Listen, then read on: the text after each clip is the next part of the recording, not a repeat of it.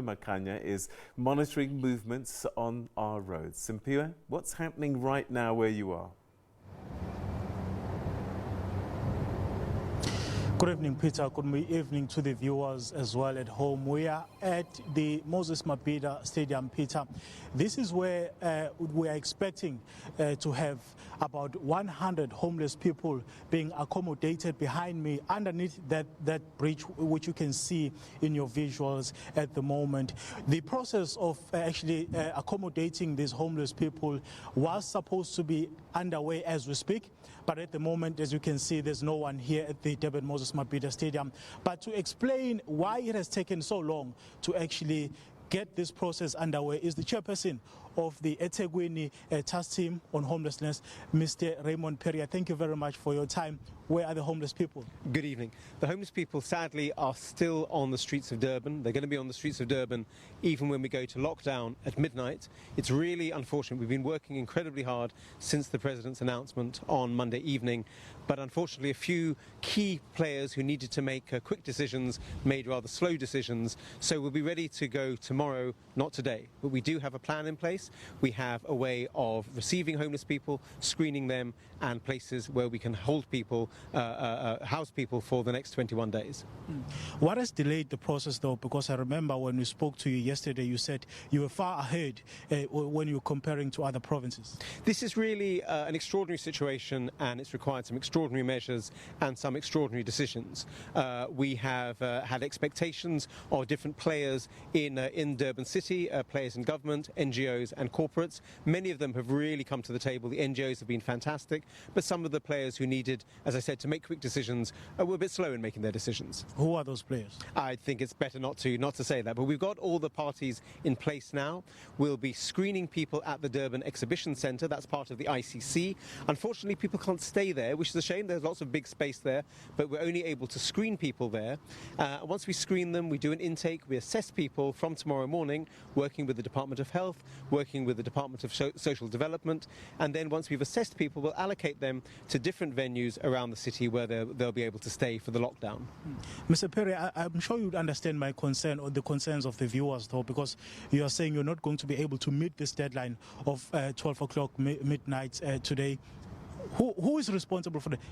Should we just accept that as your explanation? No, you should not accept it. I think given a deadline and given a really pressing need, it was important for people to act quickly and collectively. Many people have acted really, really quickly and have worked incredibly hard. Some of us have had no sleep over the last few days. The Deputy Mayor, Belinda Scott, has been leading this team and has been phenomenal. But as I say, some people want to slow down a process which really needed to happen at speed. What should happen to those people who have actually made sure that we are not being able to proceed with the process as we should? I hope that they look into their hearts and see, reflect on what held them back. I think it's important that we see homeless people as fellow citizens. They're not a problem to be solved. They're not litter to be cleared away. They're fellow citizens, and they deserve the same rights as any other citizen. And I fear that some of the difficulties, frankly, have been a prejudice against homeless people, a belief that they somehow don't deserve the rights and the security and protection that we all should have during this difficult period. So in total, how many sites have you identified in and around Durban?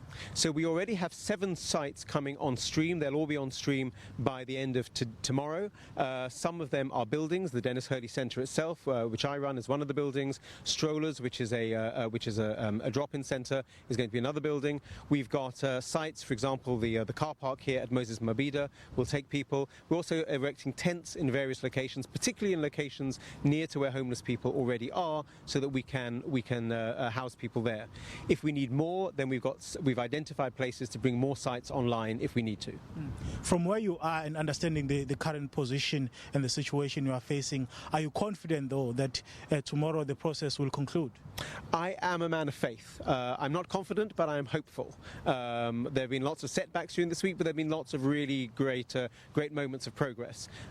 We've got a lot of people working on this who've got immense goodwill. The NGOs who've stepped in to do this, we've got one NGO which is providing breakfast for 1,000 people every morning, another NGO providing dinner for 1,000 people every night. These are extraordinary measures that people are taking, and I'm hopeful that that goodwill continues to spread, and people are concerned not just about themselves or their own buildings or their own institutions, but they care about the city and they care about the most vulnerable people in our city. Do we have enough of these sites, though, to house the homeless? Because when we spoke to the Premier of KwaZulu-Natal earlier this week, he said that the city of Durban has about 3,500 homeless people. So we don't know, because we don't know how many homeless people are still in the city. So from my centre, we're feeding people every day, so we can monitor the numbers who come there. And we've noticed a number of people are not coming, and it seems that they've gone back to their families, which is great. This may be a trigger to help homeless people reunite with their families. But at the same time, there are clearly a lot of people on the streets, and we'll know once we start doing the assessment and the intake how many there are. And that's why we're going to be bringing the centres online one by one, so that we achieve the capacity that we need for the number of people who are here. To sum up this conversation, Mr. Peria, at the moment you have no idea as to the time frames of when exactly you expect the process to be concluded. Not when it will be concluded. We know it will start tomorrow. We're hoping as many homeless people as possible come and register in the first couple of days. Some homeless people are already anxious to register. That will be great. Some will take longer. I think once they realise how serious the shutdown is and realise that there is no other place to get food, there is no other place to get protection, then they will come to us. And we think most homeless people will come voluntarily, because they'll realise that this is the safest place to be during the lockdown. In terms of the spaces that you have identified, are you happy with the security measures that are in place and the medical centres as well? Yes, we've had really good cooperation on security from Metro and from SABC, and that's really great. Often the police are seen as the enemies of the homeless, and I think in this regard they're really showing their willingness to help people and protect them. And the Department of Health, KZN Department of Health, and also the eThekwini City Department of Health are really doing everything they can. Of course, they're pulled in many, many directions at the moment, but they do recognise this is one of the priorities, because a lot of homeless people have other health issues, not just coronavirus, but of course many other health issues that we need to tackle during this period. Mr. Pereira, thank you very much for your time. My pleasure, and wish us all the best of luck. Thank you. Well, that's Mr. Raymond Pereira. He is the chairperson of the eThekwini task team for the homelessness. Peter, I can tell you that since this morning we've been trying to get a comment from the eThekwini municipality. We've been unable to actually get hold of them. They are not responding to our SMSs, phone calls. So we are in a situation now where it is quite clear, judging by what Mr. Pereira is saying, that even tomorrow we will still be having homeless people roaming the streets of the Durban CBD. Peter?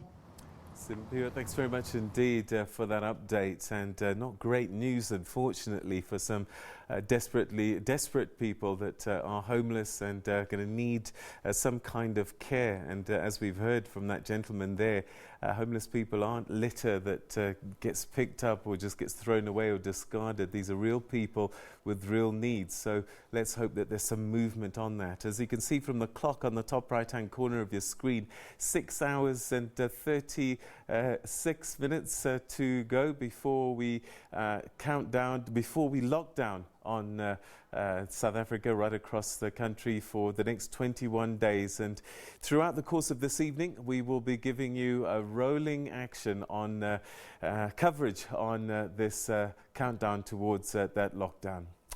Now,